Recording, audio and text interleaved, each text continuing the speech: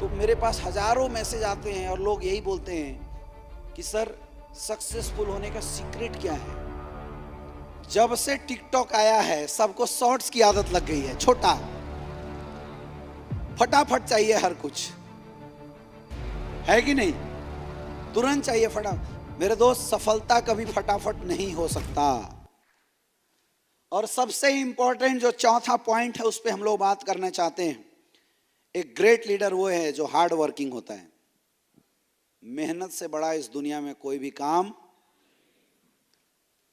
दुनिया की बड़ी सी बड़ी सक्सेस झुक जाती है अगर आपने मेहनत करना शुरू कर दिया तो।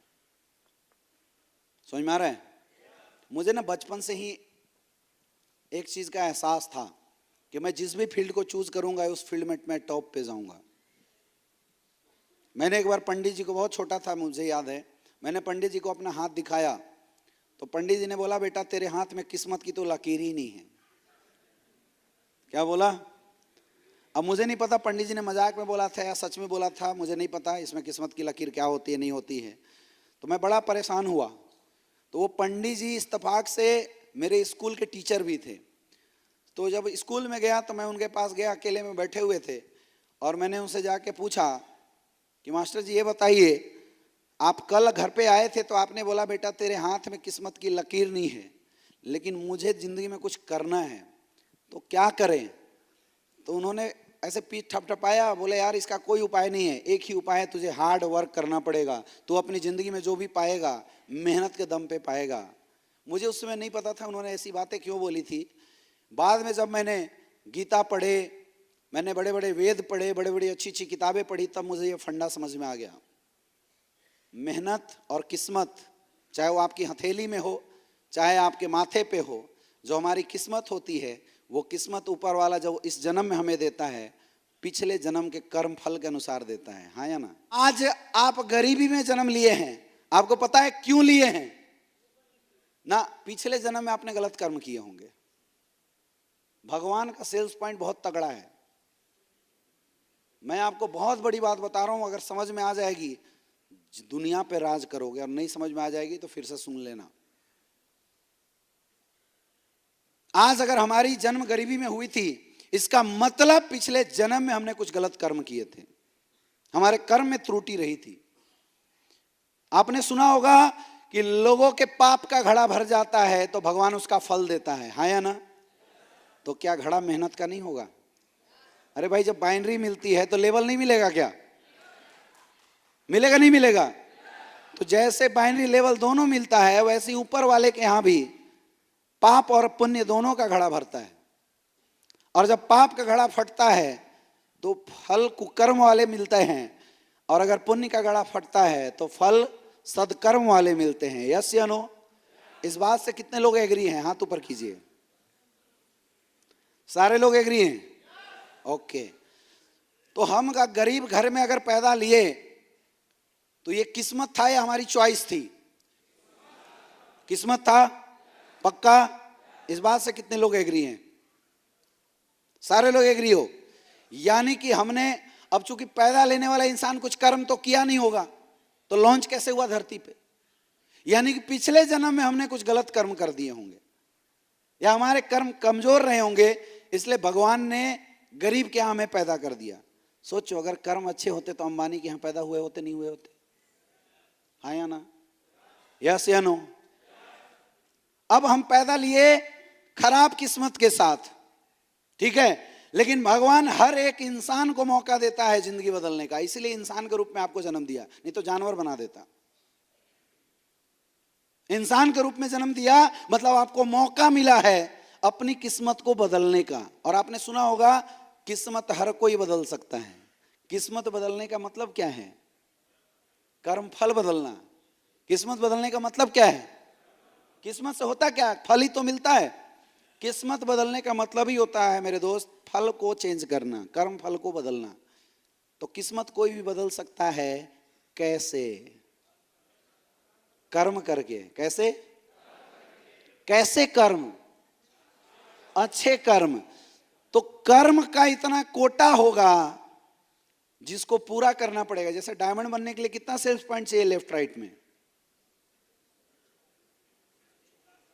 हाँ जी, 1,96,000 और 1920,960, राइट। तो वैसी अच्छे कर्म का सबका कोटा होता है। वो कोटा जिस दिन पूरा हो गया, समझ लो अच्छे फल मिलने शुरू हो जाएंगे। लेकिन अब मुझे बताओ, किसको यहां पता है कि मेरा वाला कोटा कितना है? ये तो हमारी कंपनी बड़ी अच्छी है जो लिख के दे दी है, भगवान ने लिख के भी नहीं दिया। किसको पता मेरा वाला कोटा कितना है? लेकिन इसका एक तरीका है, इतना कर्म कर दो, इतना मेहनत कर दो, इतना मेहनत कर दो कि जो कोटा 10 साल में पूरा होना था 2 साल के अंदर पूरा हो जाए।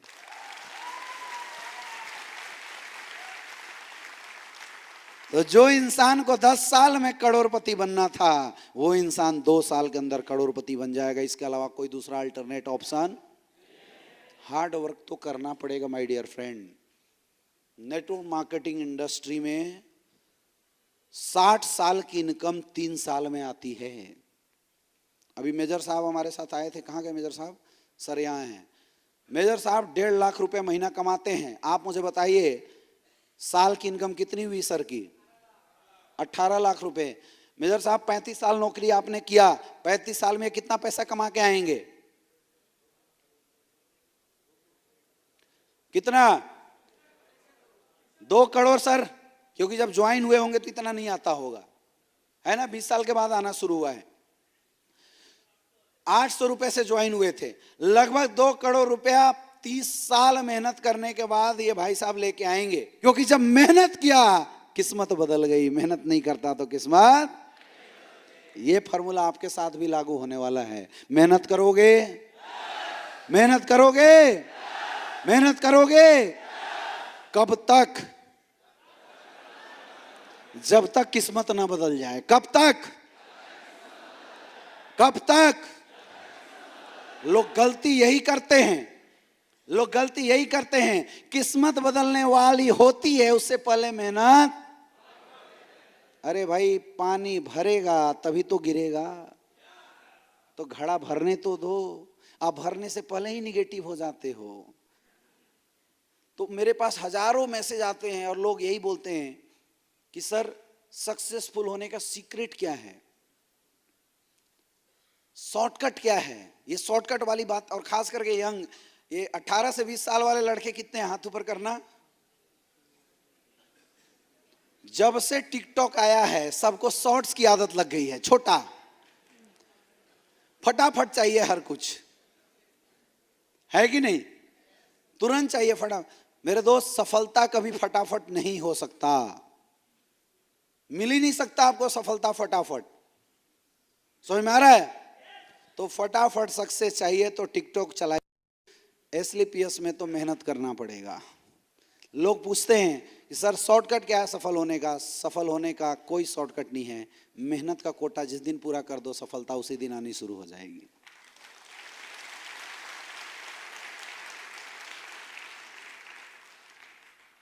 रामायण में भी गोस्वामी तुलसीदास ने बोला है, कर्म प्रधान जस जर रहा था, जे जस करई तस फल चाखा। कर्म प्रधान ये दुनिया है, जो जितना ज्यादा कर्म करेगा उसको वैसा ही फल मिलने वाला है। ये बात आम लोगों को समझ में नहीं आती है, इसलिए लोग काम चोरी करते हैं। अच्छा, कई लोगों को ना आलसपन बहुत आता है, मेहनत करने से लोग घबराते हैं। सुबह अप्लाई ने बोला यार 6 बजे प्लान करने चलना।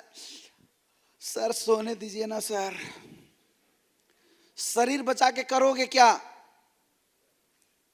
ये शरीर नाश्वर है, एक दिन तो इसको मरना ही है या ना?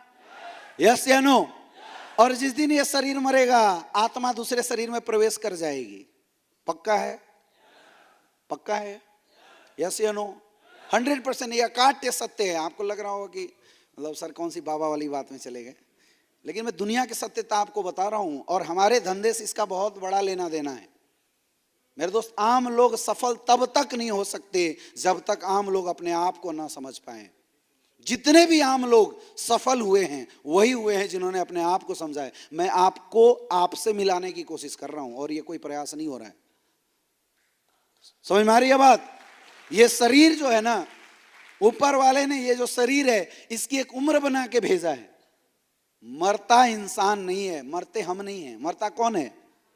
ये हमारा शरीर मशीन। जिस दिन काम करना बंद कर दिया, आत्मा इस शरीर को छोड़ के दूसरे में प्रवेश कर जाएगा। ऐसा ही होता है, नहीं होता है?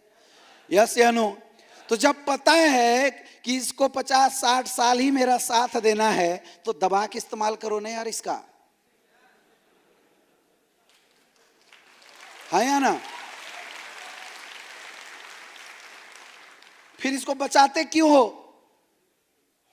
इसको बचाते क्यों हो? क्या पता पिछले अगले जन्म में गधे के शरीर में डाल दे ऊपर वाला, फिर ढेचू ढेचू करते रहना।